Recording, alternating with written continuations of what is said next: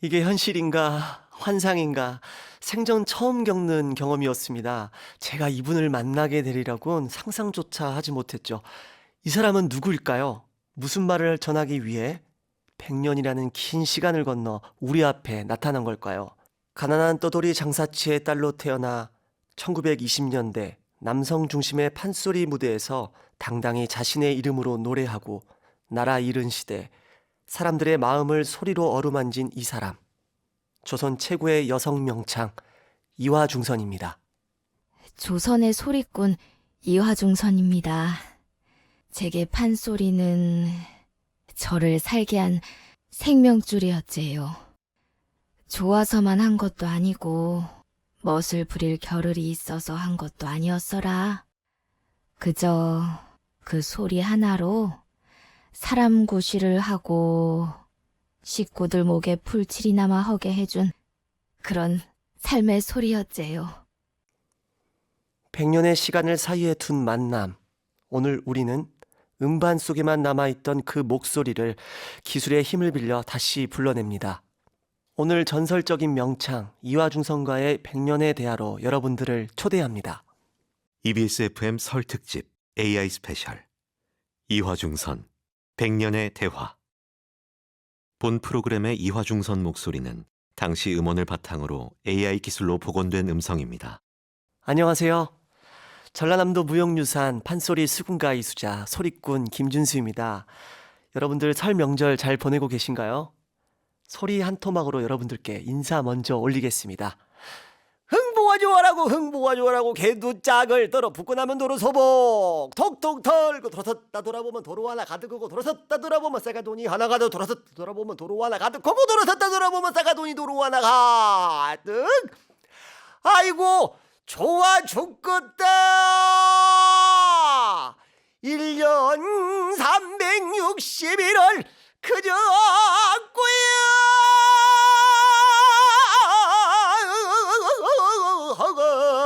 구영 나오너라.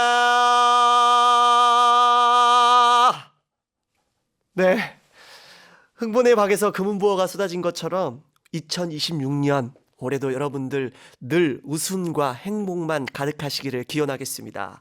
오늘은 민족의 대명절 설처럼 저에게 아주 특별한 날인데요. 솔직히 말씀드리면 100년 전 이 조선 최고의 명창인 이화중선 선생님을 만나게 될 거라고는 정말 상상조차 할 수 없었습니다. 이 소리로만 남아있었던 이분의 음성을 이 말씀으로 듣고 나니까요. 정말 감회가 새로운데요. 이게 진짜 이 순간이 현실인지 정말 선생님이 다시 살아오신 것 같은 그런 기분입니다. 그래서 지금 사실 이 상황이 좀 믿기지가 않습니다. 이화중선, 여러분에게는 어쩌면 낯선 이름이겠지만 이 곡만큼은 한 번씩 들어보셨을 것 같습니다. 2024년 한국의 여성 국국 붐을 일으키며 세계로 우리 판소리가 뻗어나가게 했던 인기 드라마 정연이의 가장 중요한 곡이었죠. 추월만정.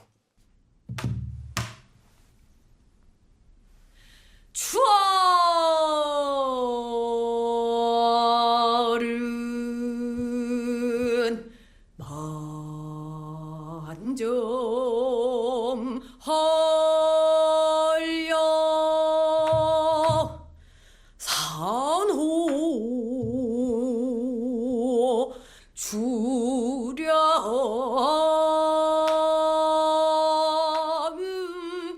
빛. 네, 주연 배우인 김태리 씨가 이 곡만 1년을 연습했을 정도로 가장 중요한 메인 테마곡이었습니다. 이 드라마, 이 곡 여러분들 기억나시죠? 이 추월만정은 말 그대로 가을달이 뜰에 가득 찼다는 뜻으로 판소리 심청가에서 심청이 인당수에 몸을 던진 뒤 다시 살아나 황후가 된 후 눈먼 아버지를 그리워하며 부르는 대목이었습니다. 네, 이화중선 하면 이 추월만정을 빼놓을 수 없을 만큼 가장 대표적인 소리인데요. 이 실제로 조선 팔도의 이화중선이란 이름을 알린 소리이기도 합니다. 외기러기가 달 밑에 높이 떠서 우는 소리인 또르르르르르르르르르 길록. 이 부분을 이화중선처럼 맑고 절제되게 풀어낸 이는 없었다고 합니다. 저도 이렇게 선생님의 음성을 듣고 나니까 사실 이게 눈먼 아버지를 그리워하면서 부르는 대목인데, 뭔가 되게 담담하면서도 그런 애절함이 빠졌는데 더욱더 슬프게 들리는 그런 음성이었습니다. 이 소리로 판소리의 정상에 오른 이화중선, 지금 함께 만나볼까요? 이 소리를 무대 위에서 처음 불렀을 적이 1923년. 녹음하던 것이 1928년이었제요. 유성기, 그러니까 축음기가 본격적으로 퍼지던 때였는디, 유성기판 한 면에 소리가 고작 3분밖에 안 들어간께 다들 소리 남기자 허는 생각뿐이었지라. 말하는 목소리까지 남겨야겠다. 그런 생각은 아무도 못했어요. 지금 생각해보면 그때 말소리라도 조금 남겨둘 걸 그랬다 싶제요. 1923년이면 지금으로부터 100년을 훌쩍 거슬러 올라간 시간이네요. 와, 100년의 시간을 뛰어넘은 대화를 하고 있다는 게 이 제대로 실감이 나지 않습니다. 1920년 당시에도 100년이 지난 지금에도 또 전설로 불리는 조선 최고의 여성 명창 이화중선. 그렇다면 그 전설의 시작은 어디에서부터일까요? 어떻게 소리를 만나게 되었고 어떤 어린 시절을 지나 그 자리에 서게 되었을까요? 아버지가 떠돌이 등짐 장수였어요. 내 남매 입에 풀치러 자고 벌교도 가고 남원도 가고 안 가본 데가 없었는디요. 그러다 5살쯤 됐을란가. 벌교 장터서 어른들이 한번 소리 좀 해보란께 고해서 했더니 다들 아이고야 꼬마 명창 났다잉 하고 난리가 났제요. 야, 어릴 때부터 이미 선생님은 국악에 대한 큰 재능을 갖고 계셨던 것 같은데, 저도 생각해 보니까 초등학교 때 음악 시간에 노래를 부르면서 저희 담임 선생님께서 저의 재능을 알아봐 준 것처럼 선생님 또한 그런 것 같습니다. 그럼 그때부터 소리를 배우기 시작한 거예요? 아니여라.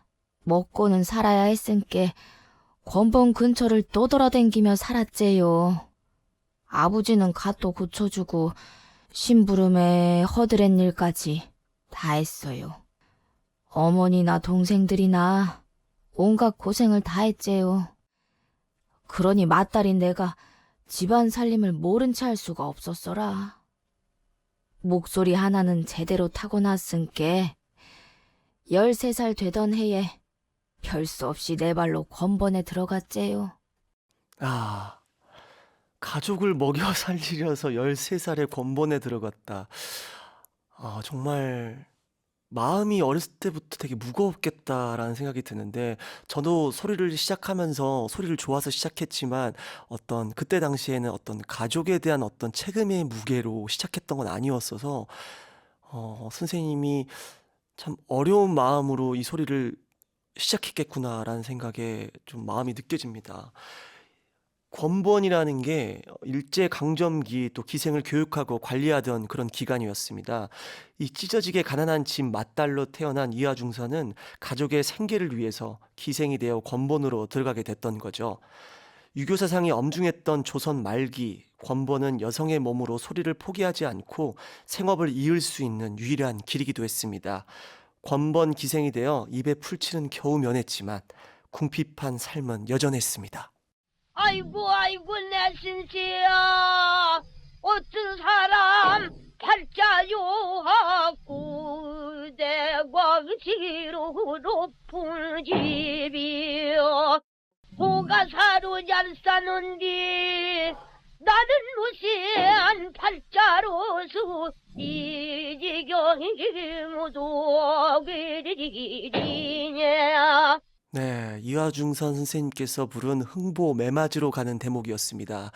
흥보가에서 흥보가 관아로 끌려가 매를 맞으러 가기 전에 흥보의 처가 자신들의 처지와 가난을 한탄하는 장면입니다.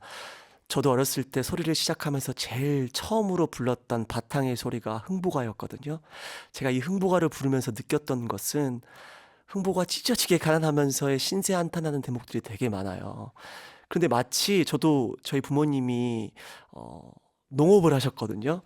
그렇다 보니까 시골에서 이 농사를 지으시면서 부모님께서 항상 힘들어하시는 그런 모습들을 많이 봤어요. 보통 일이 아니잖아요.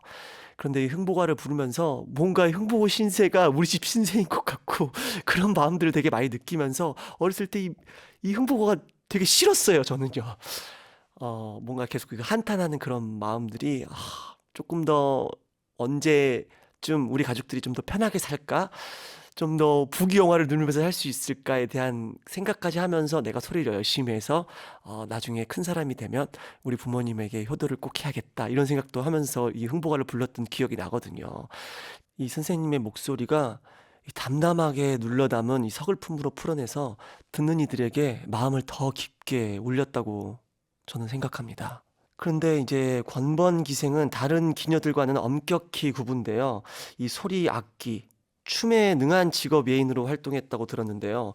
이 권번에서는 주로 어떤 소리를 하셨어요? 권번서 민요니 잡간이 판소리 토막소리쯤은 조금씩 배웠제요. 그 덕에 전라도 민요인 육자백이며 사당패소리 같은 것도 자연스레 익힐 수 있었고요. 그때 소리의 매력을 알게 됐제요. 네. 저는 초등학교 4학년 때 이 언급결에 나간 대회에서 한 누나가 부른 춘향가를 듣고 처음으로 소리에 빠졌었거든요. 그때 받았던 감동이랑 그다음에 또 이 국악의 매력 빠져가지고 제가 지금도 생각하면은 생생합니다. 그 후로 판소리에 완전히 마음을 뺏겨서 지금까지 하게 됐습니다. 저도. 판소리는 참말로 멋진 소리제요. 근데 나는 권번서 민요나 잡가 정도만 배웠지 판소리를 제대로 배워본 적은 없었어라. 그러던 어느 날 협률사라고 지방을 돌며 창극이며 소리를 올리던 순회극단이 남원에 들어왔는디요. 그날 판소리를 처음으로 제대로 들었제요. 아이고야, 그건 말로 다 못 쳐요. 이런 소리가 세상에 있구나 싶어서 그 자리서 넋을 잃고 서 있었제요. 그때 처음으로 마음을 굳혔어라. 나도 판소리를 해야겠다. 나도 저런 무대에 꼭 한 번은 서야겠다고. 아, 저도 소리를 하면서 이 판소리를 공부하면서 선생님께서는 협률사라는 이 순회 극단을 보시면서 판소리를 해야겠다는 결심이 섰던 것처럼 저 역시도 어렸을 때 미디어 매체를 통해서 창극 여러 공연들을 보게 됐어요. 그러면서 판소리를 하게 되면 저런 공연도 할 수 있구나라는 것들을 느끼면서 저도 꿈을 꾸게 됐거든요. 더한 꿈을. 와, 그러니까 어찌 보면은 상황은 다르지만 선생님과 뭔가의 공통점이 진짜 많은 것 같아요. 선생님 이야기를 듣고 보니까. 그런데 이제 그 당시에는 판소리가 이른바 가문소리로 이어지던 시기여서 누구에게 배웠는지 또 어느 명창의 제자인지가 무엇보다 중요했다고 들었습니다. 그런 환경에서 판소리를 배우는 게 쉽지 않았을 것 같은데요. 그라제요. 판소리를 배우고 싶다 해서 아무나 다 배울 수 있는 세상은 아니었제라. 그때 남원 권번 선생님께서 소리 배우라면서 우리 서방님을 소개해 주셨제요. 우리 서방님 함자가 장득자 진자라고 장재백 선생님의 조카였제요. 장재백 선생님은 그때 이름난 팔명창 가운데 한 분의 제자였고요. 그래서 내가 첩살이를 하면서 우리 서방님 통해서 장재백 선생님 가문의 소리를 배울 수가 있었제요. 첩사리까지 감내하면서 선생님은 소리의 길로 들어섰습니다. 오로지 판소리를 제대로 배우겠다는 일념으로 장재백 일가가 머물던 순창으로 거처를 옮겼고 또 본격적인 판소리의 길로 들어섰습니다. 판소리를 처음으로 제대로 배운 게 춘향가였지라. 장재백 선생님 일가에서 제일로 잘 부르던 소리가 바로 춘향가였은께요. 그 마을이 온통 예인들이 사는 곳이어서 소리 배우기에는 그만이었제요. 아침부터 밤까지 소리 안 나는 날이 없었은게요. 우리 서방님도 내가 소리 배우는 건 많이 도와줬고요. 그 덕에 마음 놓고 판소리에만 매달릴 수가 있었지라. 판소리 춘향가는 우리 바탕 중에 제일 긴 소리인데 저도 춘향가를 다 배우는 것까지 총 10년이 걸렸거든요. 그만큼 긴 시간의 소리를 또 어려운 소리를 선생님께서 배우기 시작하셨었는데 소리 공부 많이 힘들지 않으셨어요? 저는 이제 부모님의 반대에도 제가 고집해서 이 선택한 길이다 보니까 절대 실패해선 안 된다라는 마음이 늘 있었습니다. 그래서 11살에서 중학교 때까지 제가 월출산에 올라서 북채 하나 들고 이 돌에 앉아가지고 북채를 땅땅땅 거리면서 혼자 연습을 했었는데 그때의 기억이 새록새록합니다. 나도 산에 올라가 갖고 수천이 연습을 했지라. 허리에 무명천을 칭칭 동여매고 마당 소나무에 한쪽을 묶어놓은 채 몸을 앞으로 끌어당기면서 소리를 질렀제요. 또 폭포 소리를 이겨보려고 얼마나 소리를 질렀는지 몰라요. 목구멍서만 나오는 소리는 사람 마음을 울리지 못하고 온몸을 훑고 올라오는 소리라야 사람을 울다가도 웃게 만들 수 있제요.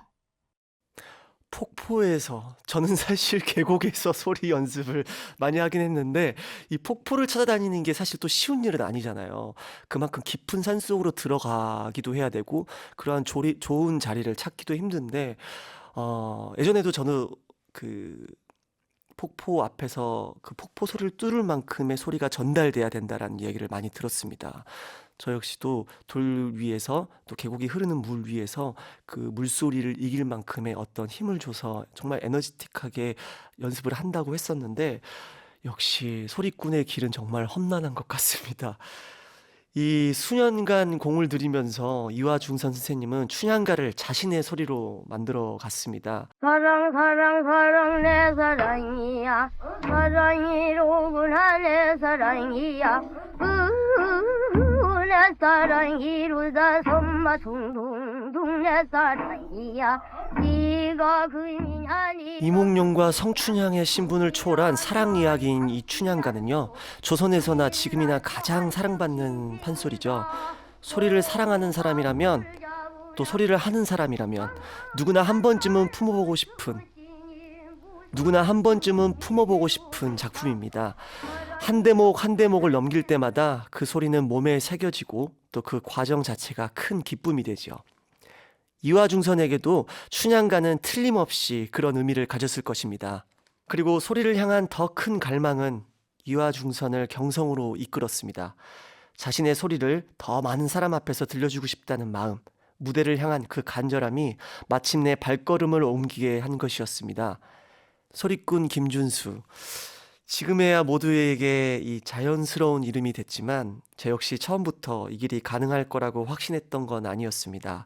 저에게도 소리를 업으로 삼겠다는 것은 큰 결심이었고 20살 서울로 올라온 것 그 자체만으로도 인생의 모든 것을 거는 일이었습니다. 그렇다면 이화중선의 경성 생활은 언제부터 시작된 걸까요? 1921년이었제요. 23쯤 됐을 거예요. 인천 축항사서 열린 가무 연주회 무대에 처음 섰는디 그때는 크게 주목을 받지는 못했제요. 조선 팔도서 날고 기는 소리꾼들이 다 모인 자리더라고요. 내 소리를 제대로 한번 뽑아보지도 못했어요. 그게 또 얼마나 원통했는지 말로 다 못혀요. 그래도 포기할 수는 없었제요. 어떻게 시작한 소리인디요. 그렇게 순창이랑 경성으로 가며 3년을 다녔제요. 저도 이제 시골에서 판소리 공부를 시작했고 서울에 대한 큰 꿈을 가진 것도 어렸을 때는 저 친구 소리 잘한다. 선생님께서 되게 잘한다는 칭찬을 많이 듣고 살았던 것 같아요. 그래서 과연 서울에 올라가서 소리를 하게 되면 소리꾼들이 얼마나 많고 또 얼마나 잘할까에 대한 막연한 약간 그런 생각들이 있었는데 역시나 정말 서울에 올라오고 보니까 너무나 잘하고 있는 소리꾼들이 많고 내가 이 안에 낄 수 있을까라는 생각을 되게 많이 했던 것 같습니다. 그래서 더더욱 서울에 올라와서 열심히 해야겠다라는 마음이 더 강하게 들었던 것 같아요.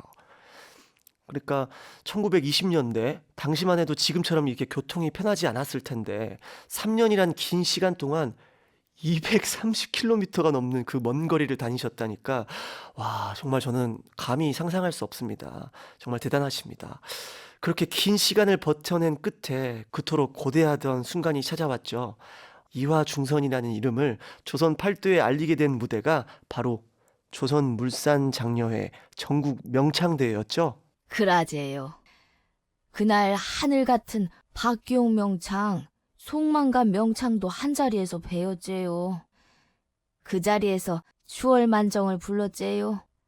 다들 일어서서 재창을 해주시는데 얼마나 황송하던지요.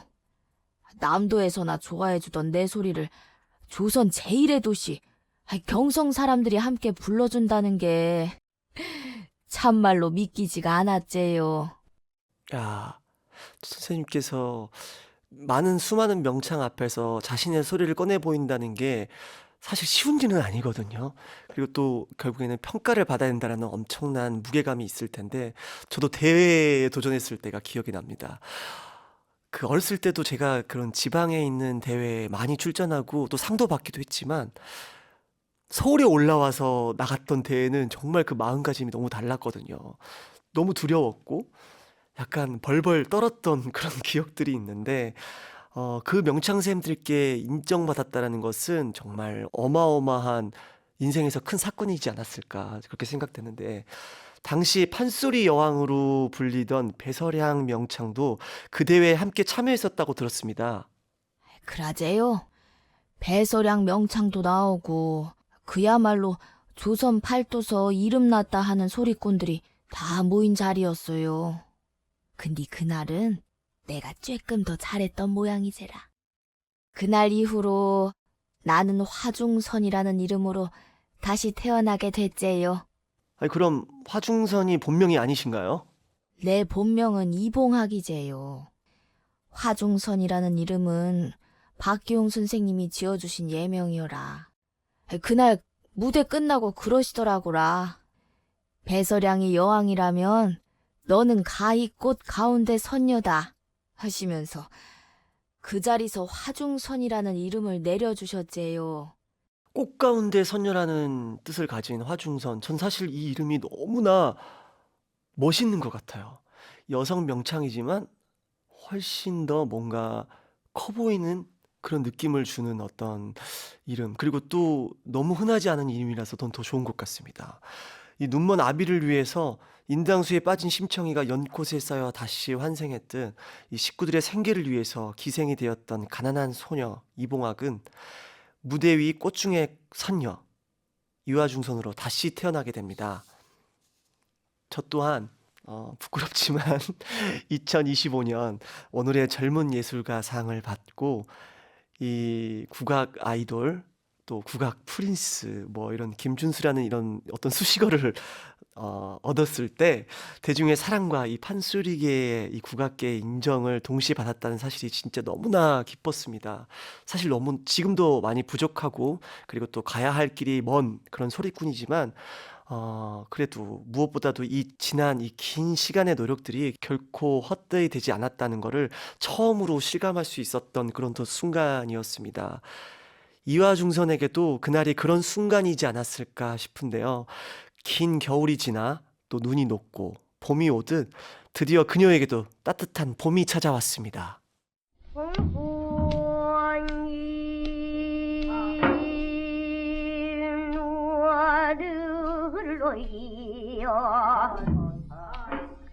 가지 가지 꽃이 피고 착잡하구나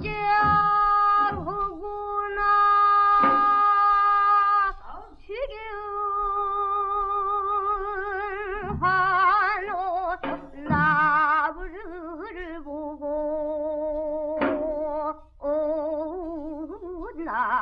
모양 산가포도 술고라. 네, 이화중선 선생님께서 부른 춘향가 중 동풍가입니다. 사랑하는 임을 그리는 춘향이의 절절한 심정을 사계절의 변화에 비유한 대목인데요.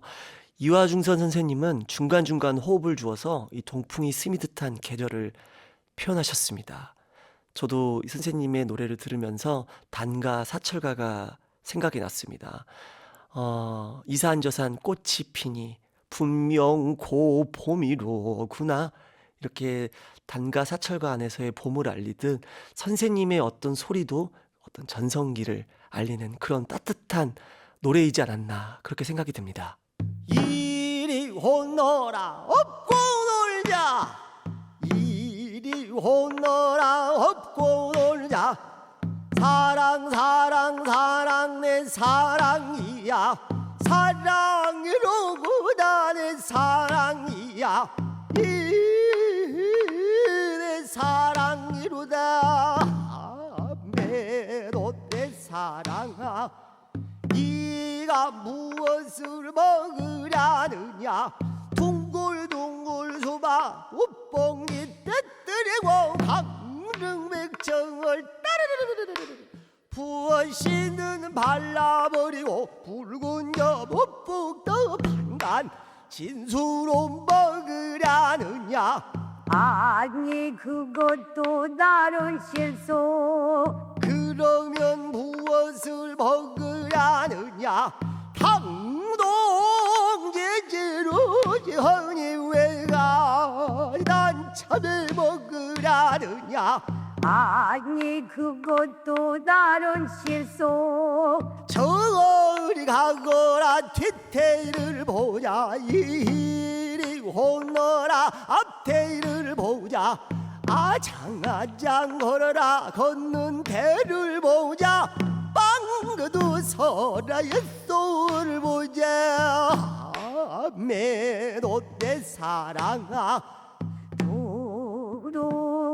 두둥디랑문 어허 둥둥이랑문 도전님을 얻고 보니 술헛자다 절로 나가 고용 사야두고란화 하마 범접이 조시고 소상 성정 지는기 식을 보아도 서울하우로구나. 둥둥둥둥 어허 둥둥이랑은 사랑 사랑 사랑 내 사랑이야, 사랑이로구나 내 사랑이야, 이 사랑이로다 선마 둥둥 사랑이야. 달아 달아 밝은 나라, 이 안물이 바쁘어도 좋지 않은 밤 서 있어 늘 나를 오지 말로. 백년장인 이밤 같이 이 모야 이대로 늙지 말게 허이러다오. 사랑이로구나 내 사랑이야, 둥둥 내 사랑.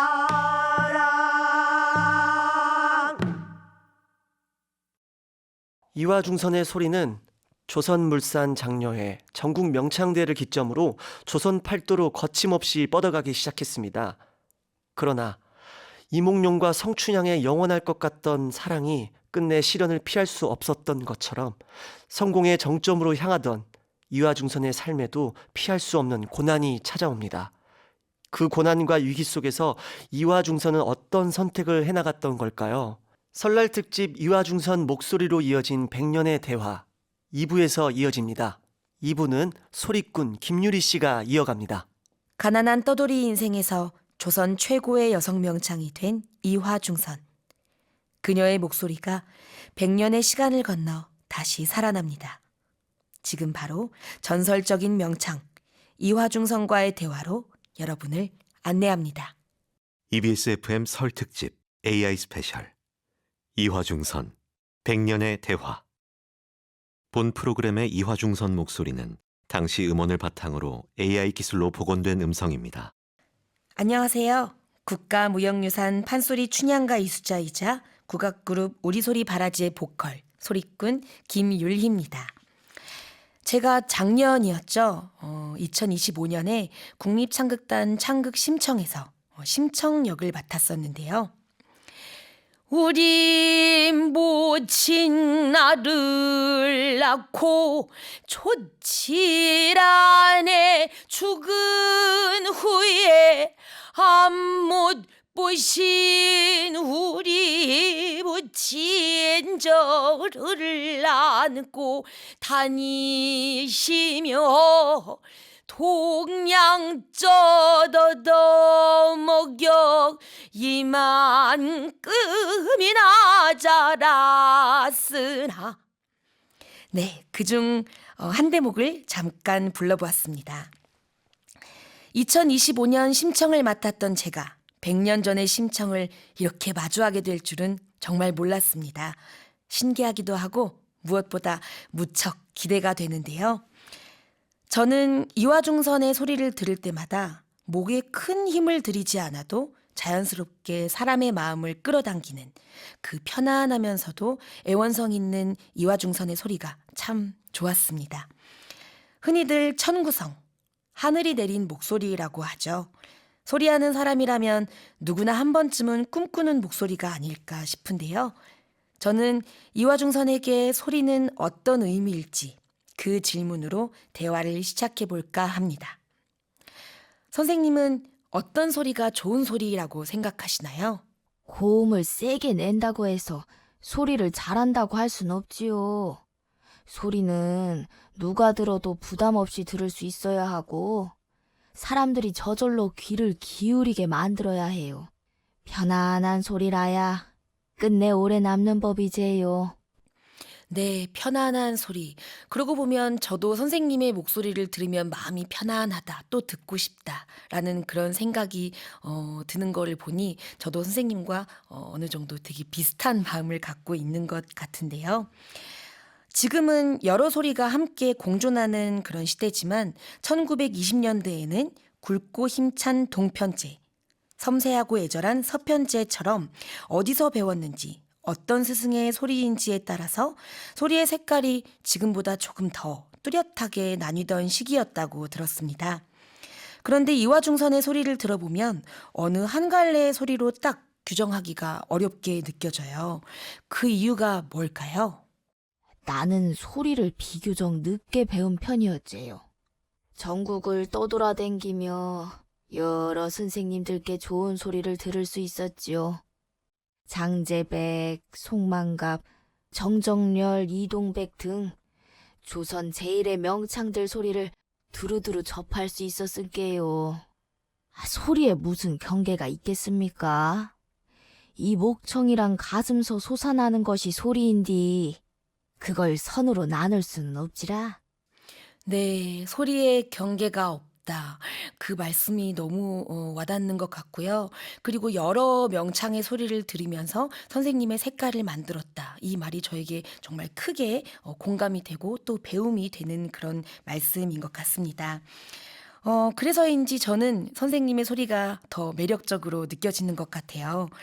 판소리는 이 소리라고 하잖아요. 노래가 아니라 이것은 노래를 넘어서 사람의 말과 숨, 자연의 소리까지 세상 만물을 다 품을 수 있는 장르이잖아요. 저는 판소리를 하면서 재즈, 레게 등 다양한 장르와도 늘 협업을 시도하고 있는데요.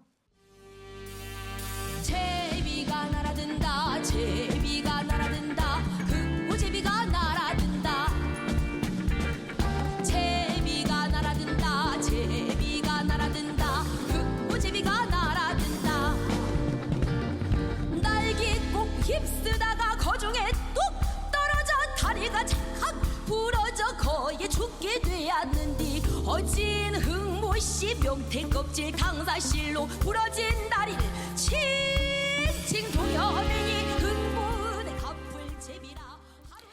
네, 판소리는 어떤 장르와 만나도 잘 어울리고 또 늘 새로운 소리를 만들어낼 수 있는 그런 힘이 있는 것 같습니다. 선생님은 어떻게 생각하세요? 송만갑 선생님이 늘 하시던 말씀이 있제요. 비단을 찾으면 비단을 내놓고 포목을 찾으면 포목을 내놓는 게 광대라고요. 그래서 나도 판소리만 붙들고 있지 않고 민요도 하고 사당패 소리도 하면서 사람들 마음에 닿는 소리를 하려고 애썼제요. 네, 사람의 마음에 닿는 소리를 한다. 아, 정말 깊이 새겨들어야겠습니다. 1920년대 유성기라는 새로운 기술이 소리를 기록하기 시작했습니다. 그 중심에는 이화중선이 있었습니다. 여성이 단독으로 녹음한 음반이 거의 전무했던 당시 독집 음반은 물론 명창제를 발매하며 여성 명창의 위상을 끌어올렸습니다. 지금으로 치면 BTS, 블랙핑크와 같은 아이돌 못지않은 인기를 누리신 거죠. 당시 얼마나 대단했을지 가늠이 안 되는데요. 조선 팔도 어디를 가도 관중들이 구름같이 몰려들었어요. 무대가 끝날 때면 재창, 삼창은 늘 따라왔제요. 또 내가 콜롬비아, 오케 같은 레코드서 녹음은 참 많이 했제요. 창극 전집도 하고 독집만 120곡 넘고 동생 이중선이랑 병창으로 남긴 소리도 있은께 아마 임방울이랑 내가 그 시절 레코드를 제일 많이 남긴 소리꾼이었을 것이제요. 이렇게 선생님께서 남겨주신 음반들이 후대에 지내고 있는 소리꾼들에게 얼마나 큰 공부가 되는지 모릅니다. 선생님께 감사하다는 말씀도 전해드리고 싶은데요. 그리고 마침내 이화중선이 판소리를 시작하게 된 그 출발점이자 이유, 협률사. 오랫동안 가슴에 품어왔던 이화중선의 꿈이 비로소 현실이 되었습니다. 제가 그토록 바라던 협률사에 들어가게 됐지요. 제가 판소리를 하겠다 마음먹은 것도 남원서 봤던 협률사 공연 때문이었잖아요.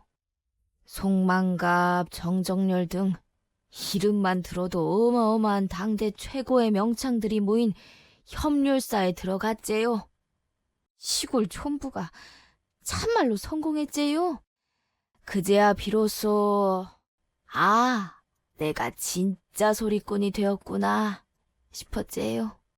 당시 여성 소리꾼들은 대개 권번 등에서 토막 소리를 익혀 활동하다가 결혼을 이유로 소리를 접는 경우가 대부분이었습니다.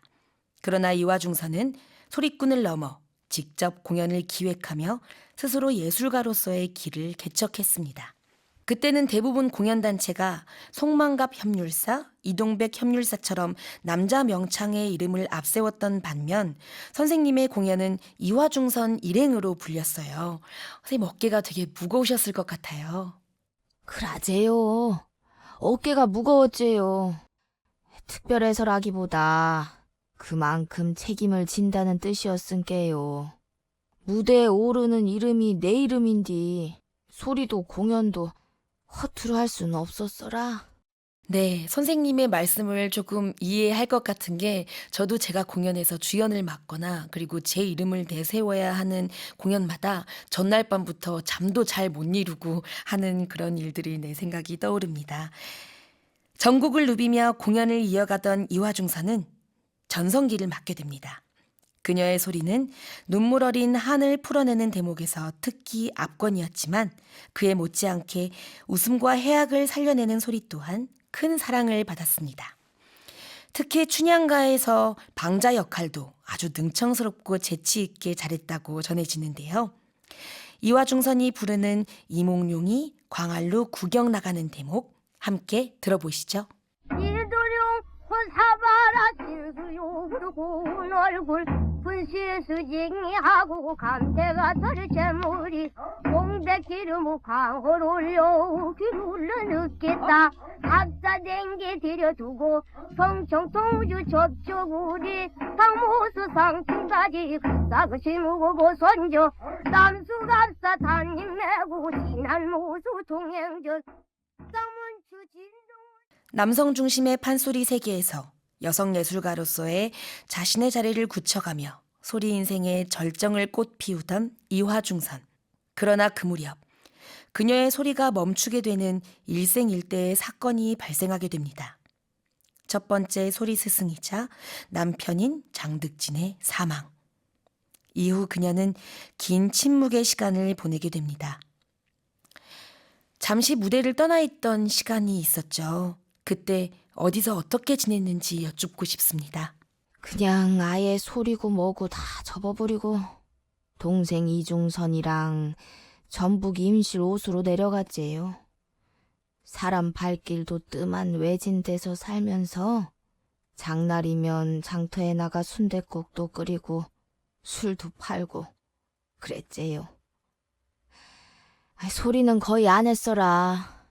아주 큰 자리가 있을 때만 가끔 얼굴만 비쳤을 뿐이지요.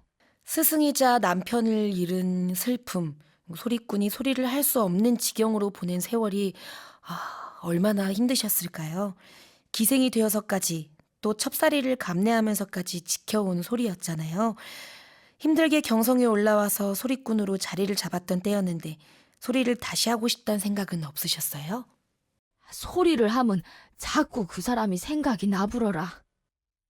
그래서 도저히 소리를 할 수가 없었지요.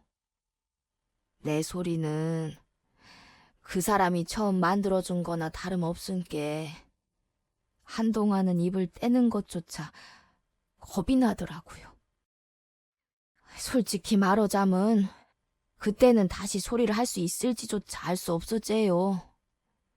소리를 안 하겠다 마음을 딱 먹은 것도 아니고 그저 하루하루 살아내는데 마음이 다 쓰여불었지요. 이별이야 이별이로구나 천지만물 산길 저그 뜻정자를 내었거든 이글별자를 내지 말거나 이 두 글자 내둔 사람은 나를 와 댕겨지군 수로다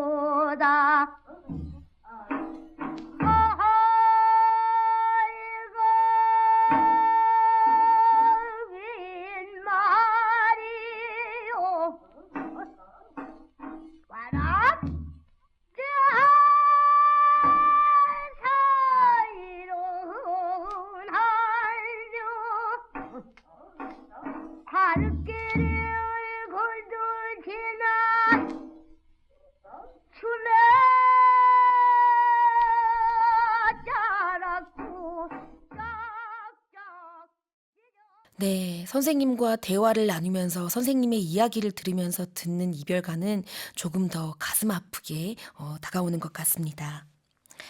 이별이야 이별이로구나 천지 만물 삼길 적에 뜻정자를 내었거든 이별 별자를 내지 말거나 이 두 글자 내던 사람은 날과 백년 원수로다. 이별이라는 글자를 만든 사람과 백년 원수로 삼겠다는 이 소리를 이화중선은 과연 어떤 마음으로 불렀을까요? 먹고 살기 위해 제 발로 권본으로 들어간 이화중선. 그 고단한 삶을 소리꾼의 삶으로 이끌어준 스승이자 남편의 죽음은 이화중선이 겪었던 첫 번째 이별이자 시련이었습니다. 우리의 소리는 울음을 삼키고 있던 이의 마음을 풀어 끝내 울게 만들고 그 울음의 끝에서 다시 살아갈 힘을 건네줍니다. 아마 이화중선에게도 소리가 그러했을 것입니다. 말로는 감당할 수 없던 상실을 소리로 풀며 다시 앞으로 나아갈 준비를 하고 있었을지 모릅니다. 남편이 죽고 3년 뒤 1931년 새로운 남편이자 후견인인 이재삼을 만나며 그녀의 소리는 다시 뻗어나가기 시작했습니다. 조선 문화를 압살하려는 일제의 탄압이 극으로 치닫던 시절 이화중선은 억눌린 민중의 마음을 위로하기 위해 다시 소리를 내기 시작했습니다. 선생님께서 주로 활동하시던 1920년, 30년대에는 일제강점기 한가운데였잖아요. 우리말도 하기 힘든 시절. 우리 소리를 한다는 것 자체가 정말 쉽지 않았을 것 같은데요. 경성거리가 일본 노래로 온통 뒤덮여 있었제요. 권본에서 소리 잘하고 악기 잘 다루던 사람들도 하나둘씩 신민요니 일본 유행가 쪽으로 넘어가 불었고요. 이러다간 우리 소리가 아예 자취를 감춰 부르는 건 아닐까? 그게 제일로 무섭더라고요.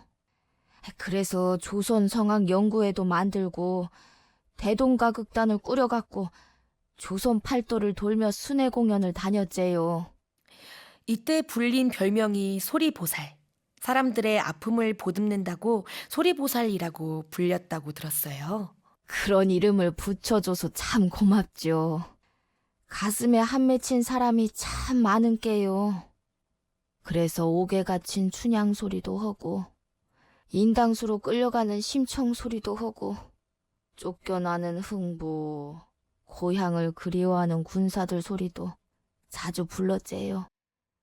대구, 부산, 진주, 함흥, 평양, 아오지까지 사람들이 기다린다 하면 또 짐 싸들고 길을 나섰지요. 특히 군사서름 타령은 사람들의 가슴에 깊이 파고들었습니다. 니네 서름 들어봐라 하며 전쟁터에 끌려 나온 이름 없는 군사들이 자신의 처지를 한탄하는 대목 들어보시겠습니다. 니네 소름을 들어라. 니네 소름을 들어라. 나는 나무 호대 독신으로 열일곱 장계터 오십 장은 토록 실하 1점 길기였음에 일부부한타. 이화중선의 소리는 나라를 잃은 시대 민중을 대신해서 울어주었고 말로 하지 못한 한을 소리로 풀어주었습니다. 이후에도 몇 번의 시련이 그녀를 덮쳤습니다. 동생 이중선과 남편 이재삼의 죽음. 그러나 이화중선의 소리는 꺾이지 않았고 오히려 그녀의 행보는 더 깊어졌습니다. 그녀는 소리로 얻은 것을 다른 사람에게 돌려주었습니다. 일제강점기, 평범한 조선 민중들이 명창 이화중선의 소리를 직접 마주할 수 있는 기회는 결코 많지 않았습니다. 그래서 이화중선은 조선인들만을 위한 공연을 하기도 했는데요. 그 마음이 가장 또렷이 드러난 것이 일본 공연이었습니다. 일본에서도 공연을 하셨다고 들었어요. 주로 어떤 공연이었나요? 소리 녹음으로 일본을 자주 다녔제요. 근데 갈 적마다 징용으로 끌려간 조선 사람들이 있다는 소식을 들으면 그냥은 차마 못 지나치겠더라고요. 아무리 멀고 아무리 힘들어도 그 자리는 꼭 가야겠다. 꼭 가서 소리로 위로를 해줘야겠다 마음먹고 위문 공연을 다녔제요. 객지에서 조선의 소리를 듣기 어려웠던 사람들, 가장 고통받고 가장 외로웠던 이들이야말로 이화중선의 소리를 필요로 했던 이들이었을 것입니다. 그러나 그 길 끝에서 비극적인 그날이 찾아오고야 말았습니다. 그날 역시 소리 녹음을 하러 일본으로 가는 길이었다고 들었습니다. 그라제요. 그날도 일본으로 소리 녹음하러 가는 길이었제요. 임방울 명창이랑 같이요. 일본 나가사키 근처 작은 섬 탄광소 노역하는 조선 사람들이 있다 하더라고요. 날씨가 유난히 험했제요. 우리를 태운 작은 배가 금방이라도 뒤집힐 것 같았는데요. 근데도 그냥 돌아설 순 없었어라. 그 사람들 두고 내가 어찌 발길을 돌리겠소. 네, 왜 하필 그날이었을까요? 다음에 갈 거리라고 혹시 후회하지는 않으셨어요? 그땐 말이요. 다음이라는 게 없는 시대였제요. 언제 나라가 아주 사라져볼지 모르는 때였은게요. 그래서 내가 할 수 있는 건 그때 다 해야 한다고 생각했지요. 그게 내 일이었고 내 소리가 할 수 있는 유일한 길이었은게요. 1944년 이화중선은 일본의 작은 섬으로 향하던 바닷길에서 거센 풍랑을 만나 끝내 돌아오지 못했습니다. 온 일생을 소리를 위해 내던지며 치열하게 시대와 맞서 싸워 결국 정상의 자리에 선 그녀. 소리로 나라 잃은 민중의 마음을 대신 울어주고 한을 풀어주었던 소리꾼 이화중선. 그녀의 이야기는 이제 끝났지만 그녀의 소리는 100년이 넘은 지금도 우리 곁에 남아 있습니다. 그리고 바로 지금부터 그녀의 소리를 저 김유리가 100년의 시간을 건너 한 목소리로 이어가 보고자 합니다. 추월은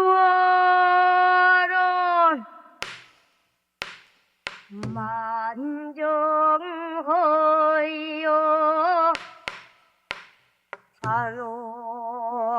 사로주려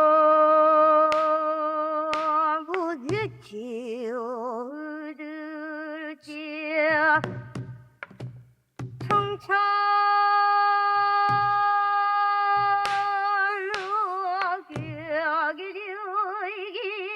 난 우라운 돌피 떠서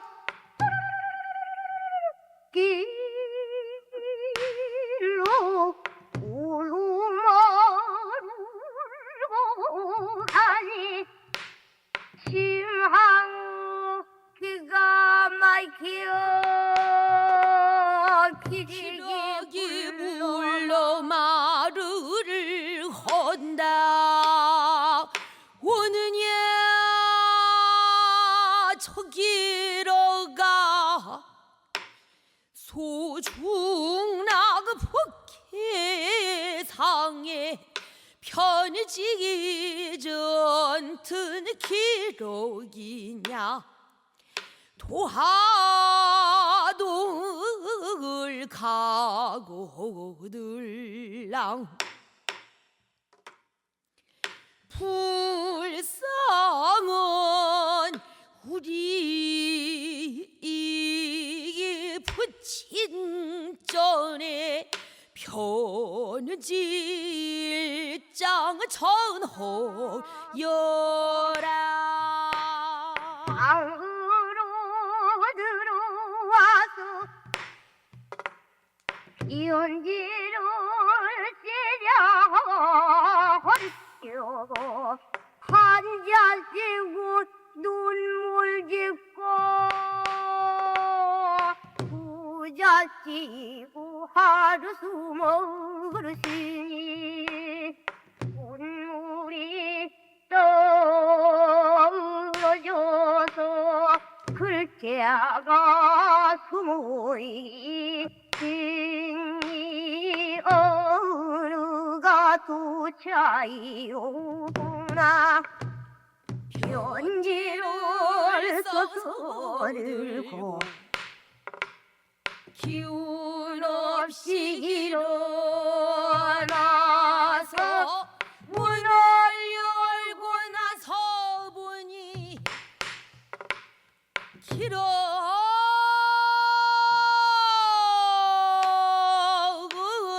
간 곳 없고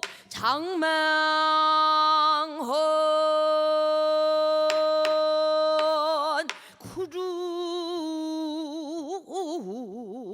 바꿔 별과